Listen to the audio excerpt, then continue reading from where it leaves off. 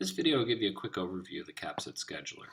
When you first signed up to CAPSIT scheduler, should have received an email with a unique URL, something like this, and it ends in a number that's unique to your agency. So you can use that URL to access the CAPSIT scheduler with any web browser from any internet location. It's a secure access and it's controlled by a username and password. When you type in your username and password, you'll be signed in to the CAPSIT scheduler site. You also should have received an admin username and password, which would be the first one you're going to use to create all the rest of the ones that you'll need for your department. When you first log into the CAPSIT scheduler, you're presented with the main working area. On the left-hand side menu is basically the user menus. These menus, whether or not you see them, are controlled by security. So a basic user that signs in to control their own schedule, look at their timesheet, would see this user menu here.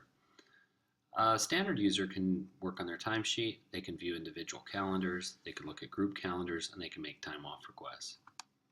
If a user is also set up to be a supervisor, then this supervisor menu would also be visible. The supervisors have additional capabilities, including managing the roster, looking at resources by actual and planned or by activity code, dealing with time off requests, approving timesheet, looking at the system history, and viewing some of the reports. The top right-hand side menus up here also control certain things based on your level of security. All users will have a link in which they can change their password. If you have certain security privileges to be an administrative user, then you'll have this setup link. You can access the support system with the support link. Any user can do that. You can also access our knowledge base with a documents link.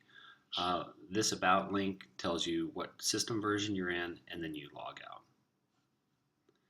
The other area of the CAPSIT scheduler, and depending on how your browser is configured, this will open either in another tab or another browser window, is the setup menu.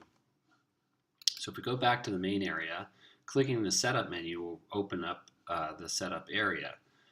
If a user is not set up as an administrator, they just won't see this menu. In the setup area, we have, again on the left-hand side, several different areas. Organization setup, where you're setting up all the information about your agency.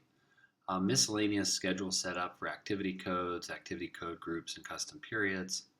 Creation of the schedule, and setup of the time accounting. So this is the area basically where all of the configuration of the system belongs. That's the end of this video.